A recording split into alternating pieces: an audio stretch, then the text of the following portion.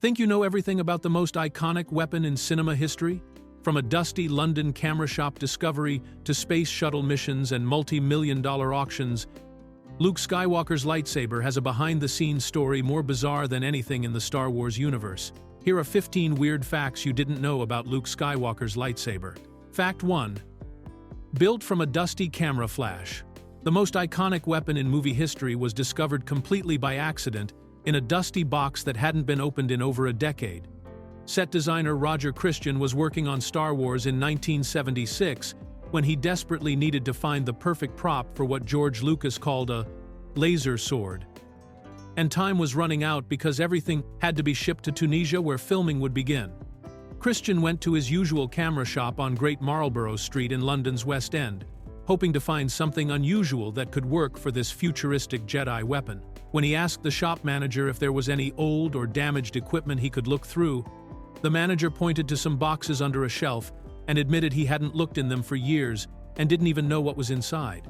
Christian grabbed the very first box he saw, pushed the dust off the top, and opened it to find tissue paper protecting several Graflex 3-cell camera flash handles from the 1930s. These flash units were originally used by newspaper photographers in the 1940s, mounted on the side of large-format Graflex press cameras to provide a powerful flash for taking pictures. The moment Christian pulled one out and held it in his hand, he knew he had found exactly what he was looking for. The handle had the perfect weight, the right size, a red firing button, and an unusual mechanical look that felt both old and futuristic at the same time. Christian later described this moment as finding the Holy Grail, and he immediately rushed back to Elstree Studios with his discovery, which would become the foundation for Luke Skywalker's lightsaber and change movie prop history forever. Fact 2. Glued together in 15 minutes. One of the most recognizable props in cinema history was literally thrown together in just 15 minutes using common superglue, which makes its legendary status even more remarkable. After Roger Christian found the Graflex flash handle and raced back to Elstree Studios, he knew he had to work fast because George Lucas was waiting to see if this could actually work as a lightsaber. Christian grabbed whatever interesting materials he had lying around in his office and started experimenting with different combinations to create the perfect handle design. He had some black T-strip material left over from constructing the barrel of the Sterling submachine gun that became the blasters in the film, and he thought these strips would make excellent grips for the lightsaber handle. Christian simply stuck these track cabinet strips around the lower half of the Graflex flash using superglue, which is also known as crazy glue or cyanoacrylate adhesive, and the pieces bonded together almost instantly. He also noticed that the clip mechanism on the flash handle, which originally held it onto the camera, had the perfect spot to insert a bubble strip from an old calculator he had already pulled apart for other props. After supergluing the calculator bubble strip into the clip and adding a simple D-ring to the bottom so Luke could hang it from his belt in the desert scenes, Christian called George Lucas to come see what he had created. Lucas held the finished prop in his hand, smiled, and that smile was all the confirmation Christian needed to know they had finally found the weapon that would define the Jedi.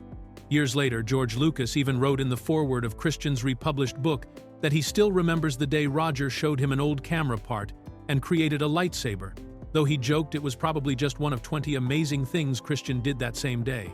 Fact 3. Calculator bubble. Strip detail. The mysterious-looking power cells that run along the side of Luke Skywalker's lightsaber are actually magnifying lenses that were originally designed to help people read numbers on 1970s calculator displays. These distinctive clear strips with rounded bubble shapes came from vintage Texas Instruments calculators, specifically the Exactra 19 and Exactra 20 models that were introduced in 1974. The bubble strips were officially called light-emitting diode display bubble-type lenses, and their original purpose was to magnify the glowing red LED numbers on these early calculators so users could read them more easily. Each strip was about 2 inches long and contained a row of 7 convex lenses that looked like little bubbles, which is why Star Wars fans and prop collectors started calling them bubble strips. The Exactra calculators were marketed as 6-digit displays, meaning only 6 of the spaces were used for actual numbers, while the leftmost bubble was reserved for symbols like a negative sign. Very few calculators from that era actually had 7 bubble lenses, which makes these particular models extremely rare and valuable today among Star Wars collectors.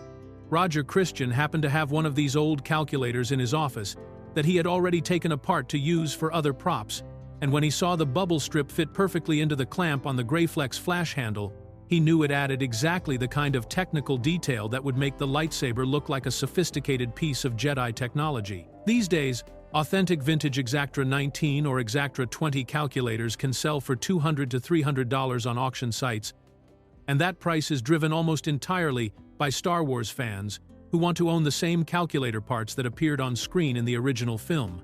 Fact 4. The sound was an accident.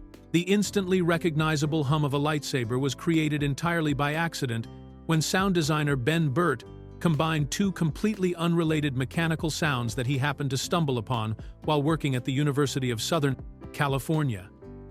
Burtt was trying to find a unique sound that would make the lightsaber feel powerful and futuristic, but George Lucas had specifically told him he didn't want anything electronic or synthetic sounding because those kinds of effects were already overused in science fiction movies at the time. One day, Burtt noticed the idle hum coming from the film projector motors at USC and thought it had an interesting quality, but it wasn't quite dangerous or energetic enough on its own to represent a weapon. Around the same time, he discovered that his old cathode ray tube television set was broken and producing a strange buzzing feedback sound. And when he combined this buzz with the projector hum, something magical happened. The two sounds layered together created exactly the kind of organic, yet otherworldly hum he was looking for, but Burtt still needed to figure out how to make it sound like the lightsaber was moving through the air during fight scenes. His solution was brilliantly simple. He recorded the combined hum while physically swinging a microphone back and forth, which created natural variations in the sound that mimicked the movement of a blade cutting through space. This technique gave each lightsaber swing its own unique whooshing quality that changed depending on how fast the microphone moved, and it made the weapon feel alive and dynamic in a way that purely electronic sounds never could have achieved. Fact 5. Reflective blades that kept breaking. The special effects team faced a massive problem when they tried to make the lightsaber blades actually glow on camera because their first solution kept falling apart every single time the actors tried to use them in fight scenes.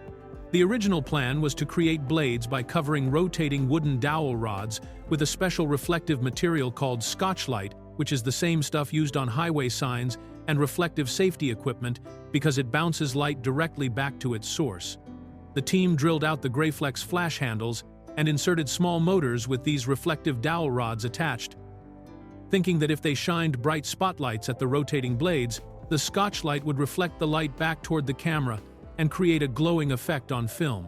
This technique actually worked pretty well when the lightsabers were just being held or moved through the air slowly, and Roger Christian had even suggested using front projection paint based on his experience with museum exhibitions where he had created similar glowing effects. The real trouble started when Mark Hamill and the other actors began rehearsing the actual lightsaber duels and fight choreography, because the moment the reflective blades made contact with each other, the Scotchlite tape would immediately tear, shred, and peel off the wooden dowels. The material simply wasn't durable enough to withstand the repeated impacts of sword fighting, even though the actors were being careful not to hit too hard. After numerous attempts to make the reflective blade system work, the special effects team eventually had to abandon this approach entirely and instead filmed the fight scenes using plain wooden rods with no reflective coating, which meant the iconic glowing lightsaber effect had to be added later during post-production using a painstaking frame-by-frame animation technique called rotoscoping. Fact 6. Only glowed at certain angles. The crew discovered a huge technical problem during the early days of filming in Tunisia when they realized the lightsaber blades would only appear to glow when held at very specific angles to the camera, which severely limited how the actors could move during scenes. The issue came from the way front projection paint works, because this special reflective material is designed to bounce light directly back toward its source in a narrow cone, which means it only creates that bright glowing effect when the camera and light source are positioned in just the right spot relative to the blade. When the actors held the lightsabers at certain angles during side shots, the blades would reflect beautifully and look like they were genuinely glowing with energy. But as soon as the lightsaber moved outside of that specific range of angles, the reflection would completely disappear, and viewers would clearly see it was just a wooden rod being waved around. Special effects supervisor John Dykstra explained that when you brought two lightsabers together in the same scene, the problem became even worse because it was nearly impossible to position both blades at angles where they would both reflect properly at the same time. Gary Kurtz, one of the producers, had originally come up with the idea to use front projection material on a stick with a beam splitter mounted on the front of the camera to reflect light toward the blade. And while this was a clever concept in theory, it proved to be extremely limiting in practice. The filmmakers quickly realized they simply couldn't choreograph interesting fight scenes or dynamic action sequences if the actors were restricted to holding their weapons at only a few specific angles, which is why they ultimately decided to film the lightsaber duels with plain rods and rely entirely on rotoscoping to create the glowing effect in post-production. Fact 7. The special effects lightsaber malfunctioned day 1. The very first day that the crew tried to film scenes with the motorized special effects version of the lightsaber at Elstree Studios turned into a complete disaster when the elaborate prop failed to work properly, creating chaos on set and forcing everyone to completely rethink their approach to filming. The special effects team had built this motorized version by drilling out the Greyflex flash handle and installing a small motor inside that would spin a reflective dowel rod, with the idea that this spinning motion combined with front projection paint would create a glowing blade effect when filmed. According to production records and analysis of the filming timeline, this special effects lightsaber appeared to malfunction substantially on the very first day it was used, which happened to be when they were filming the iconic scene where Obi-Wan Kenobi gives Luke Skywalker the lightsaber for the first time in his desert hut.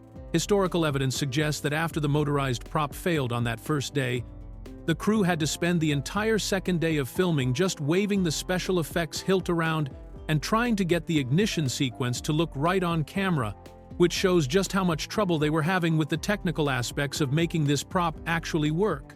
The malfunction was so severe that it completely disrupted the shooting schedule and forced the filmmakers to reconsider whether they could even use this complicated motorized system at all for the rest of production.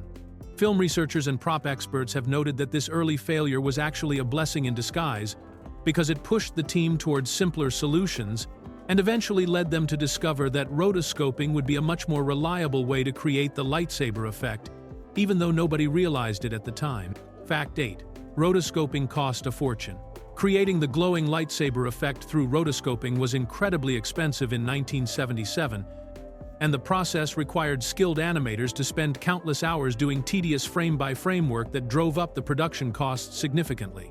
Rotoscoping is an animation technique where artists manually trace over live-action footage one frame at a time to create effects or animated sequences, and it had been around since the early 1900s, but using it for something as complex as glowing energy blades was still considered cutting-edge and extremely labor-intensive. The animators working on Star Wars had to first track the movement of the plain wooden rods that the actors were swinging around during filming, which meant carefully watching each individual frame and drawing a precise line that followed exactly where the prop moved. After tracing the basic line of the lightsaber in each frame, the artists then had to enlarge that line to make it thicker and more visible, and finally they needed to add the glowing colored aura around the blade using special transparent gels and backlit film techniques.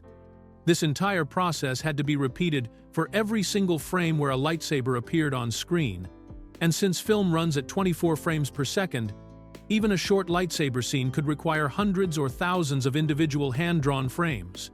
The expense came not just from the massive amount of time this work required, but also from the fact that it needed highly skilled animation professionals who knew how to work with optical effects and could maintain consistent quality across all those frames.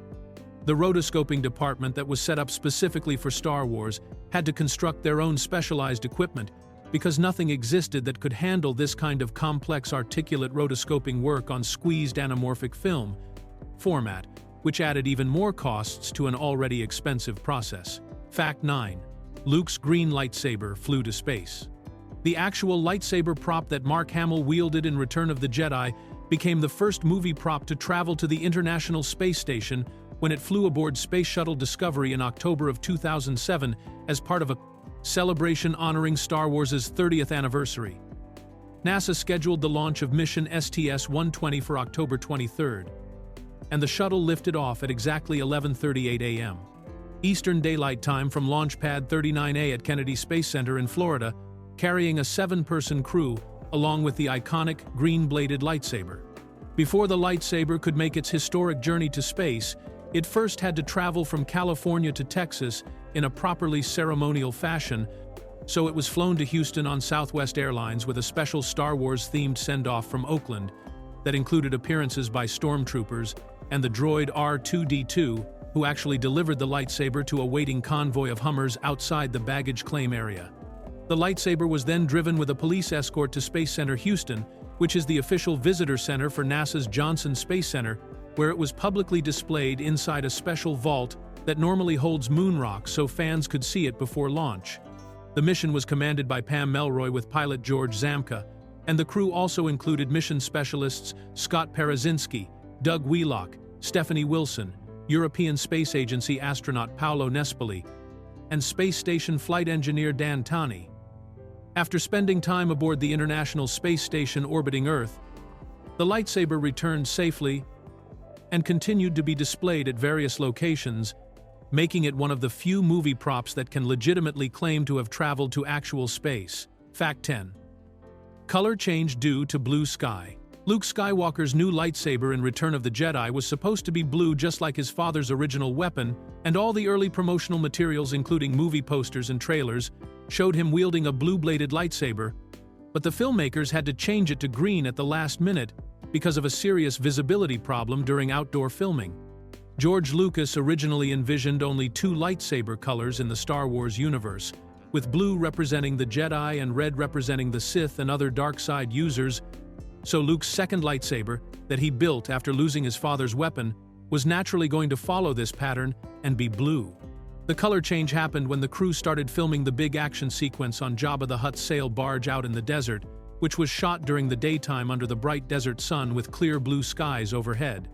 As soon as they began filming Luke igniting his lightsaber and swinging it around during the rescue scene, everyone immediately realized they had a major problem because the blue blade completely blended into the bright blue sky and became nearly invisible on camera, especially when Luke held the weapon up high or at certain angles. The yellow sand dunes of the desert location also didn't provide enough contrast to make the blue blade stand out, so the filmmakers made the practical decision to change the lightsaber color to green for the entire film, even though this meant all their promotional materials were now showing the wrong color. Pablo Hidalgo, a creative executive at Lucasfilm, later explained that while fans like to find deeper meanings in the green color choice, the reality was much simpler and came down to very pragmatic filmmaking reasons about what would actually show up properly on screen. Fact 11. Sold for nearly $500,000. One of the original Luke Skywalker lightsaber props from the first Star Wars films sold for an absolutely staggering $450,000 in 2017, making it one of the most expensive pieces of movie memorabilia ever purchased at auction. The lightsaber came from the personal collection of Gary Kurtz, who was a producer on both Star Wars, A New Hope and The Empire Strikes Back, and it was the actual prop that Mark Hamill used during filming of both movies, before Luke lost the weapon during his battle with Darth Vader on Cloud City. Ripley's Believe It or Not, the entertainment company that's famous for its museums featuring unusual and surprising artifacts from around the world, purchased the lightsaber at an auction held by Profiles in History, which is an auction house that specializes in selling Hollywood memorabilia and historical movie props. Edward Meyer, who serves as Vice President of Archives and Exhibits for Ripley's Believe It or Not, acquired the piece during the bidding on June 28, and the company later confirmed they planned to put it on public display so Star Wars fans could see this iconic weapon in person. The lightsaber appeared on screen during some of the most memorable moments in The Empire Strikes Back, including the scene where Luke uses the Force to pull his frozen lightsaber out of the snow after escaping from the Wampa ice creature's cave, which makes it an incredibly significant piece of Star Wars history. Ripley's spokesperson explained that the prop still has the visible Greyflex logo etched into the handle, and the company was thrilled to add it to their existing Star Wars collection, which already included unusual items like hair from a Chewbacca costume and various Star Wars-themed artworks. Though the lightsaber was by far the most valuable and historically important piece they had acquired. Fact 12. You can see the actor inside R2-D2. Movie audiences in 1977 had no idea that R2-D2 was actually operated by a human actor hiding inside the droid's shell, but sharp-eyed viewers who watched carefully during certain scenes could actually catch a glimpse of the person controlling the beloved robot. Kenny Baker was a 3-foot-8-inch tall English actor who brought R2-D2 to life by climbing inside the droid's cylindrical body and operating it from within. And while this was meant to be a complete secret during filming, there's one particular moment in A New Hope where Baker's presence becomes accidentally visible on screen. The scene happens aboard the Millennium Falcon when Luke Skywalker is practicing with his lightsaber while wearing a blast shield helmet, and R2-D2 is positioned nearby watching the training session along with Chewbacca and other crew members. As R2-D2's dome-shaped head rotates to follow the action and track Luke's movements, there's a brief moment where the lighting inside the prop catches just right, and you can clearly see Kenny Baker's face peering through R2-D2's eye hole, complete with his eyes and facial features visible to anyone paying close attention. The eye hole was necessary because Baker needed to see where he was going when he moved the droid around the set. But the filmmakers normally made sure the lighting and camera angles hid this detail from view. This particular shot made it into the final cut of the film, because the editing team either didn't notice Baker was visible or decided the moment happened so quickly that most audience members would miss it entirely, which turned out to be true since many fans didn't discover this mistake until years later, when they could pause and examine the film frame by frame on home video. Fact 13. Obi-Wan's was made from war surplus. While Luke Skywalker's lightsaber was built from a relatively simple camera flash handle, Obi-Wan Kenobi's lightsaber hilt turned out to be a much more complicated creation that Roger Christian assembled from an absolutely bizarre collection of military surplus parts and random mechanical pieces. Unlike the streamlined Greyflex flash that became Luke's weapon, Obi-Wan's lightsaber didn't have a single main component serving as its base, so Christian had to improvise by combining multiple odd objects together to create something that looked appropriately mysterious and ancient for a Jedi Master's weapon. The collection of parts that made up Obi-Wan's lightsaber hilt included a simple sync knob that would have normally been used in a bathroom or kitchen, a booster component from a Browning machine gun that was originally designed to help propel bullets, a rifle grenade from World War I that British soldiers would have attached to their weapons during trench warfare, and perhaps most surprisingly, a balance pipe from a Rolls-Royce jet engine that was meant to help regulate airflow in high-performance aircraft. Christian managed to find all these disparate military and mechanical parts by scouring surplus stores, scrapyards, and specialty shops around London that sold old equipment and decommissioned military hardware. The process of combining these elements required carefully fitting them together and adding additional details to make them look like they belonged to a single cohesive weapon rather than just a random pile of junk, which shows just how creative and resourceful the prop-making team had to be when working with Star Wars' extremely limited budget. The end result was a lightsaber that looked completely different from Luke's but still felt like it belonged in the same universe, giving Obi-Wan's weapon a more elegant and sophisticated appearance. Fact 14. Lightsabers cast impossible shadows. One of the most persistent visual mistakes throughout the original Star Wars trilogy involves lightsabers casting shadows on walls and floors, which is physically impossible since a lightsaber is supposed to be made of pure light, and light sources cannot create shadows. The problem occurred because the actors were swinging actual physical wooden rods during filming, and these solid props naturally blocked light and cast shadows just like any other object would. But the glowing lightsaber effect wasn't added until later during post-production, when animators traced over the footage frame by frame. Most of the time these shadows are barely noticeable because the lighting on set was carefully arranged to minimize them, but during certain scenes, the shadows become quite obvious if you know where to look. The final lightsaber duel between Luke Skywalker and Darth Vader in Return of the Jedi is particularly notorious for this mistake, with multiple moments where you can clearly see the dark shadows of both lightsaber blades falling across the floor and walls of the Emperor's throne room as the two characters fight. Film editors and visual effects artists working on the original trilogy were aware of this issue, but removing the shadows would have required an enormous amount of additional work and expense because they would have needed to rotoscope out each shadow separately in every single frame where it appeared. The technology and techniques available in the late 1970s and early 1980s simply weren't sophisticated enough to fix this kind of problem efficiently, so the filmmakers made the practical decision to leave the shadows in place and hope that most audience members would be too caught up in the action and story to notice these small physical impossibilities. Fact 15. Luke's lightsaber color was pale green by mistake. A bizarre color error appeared in the 2004 DVD release of A New Hope that completely changed the appearance of Luke Skywalker's lightsaber during one of the film's most memorable training scenes, turning his blue blade into a very strange pale green color that wasn't supposed to be there at all. The mistake happens during the sequence aboard the Millennium Falcon, where Luke is learning to use the Force for the first time, wearing a blast shield helmet, while Obi-Wan Kenobi instructs him to let go of his conscious self and trust his feelings as he deflects shots from a small floating training remote. When Luke first ignites his lightsaber at the beginning of this scene in the 2004 DVD version, the blade appears in its correct light blue color, but after he deactivates it to talk with Ben Kenobi and then turns it back on again to continue practicing, the blade suddenly becomes a very pale greenish color that looks completely wrong and nothing like the proper blue it's supposed to be.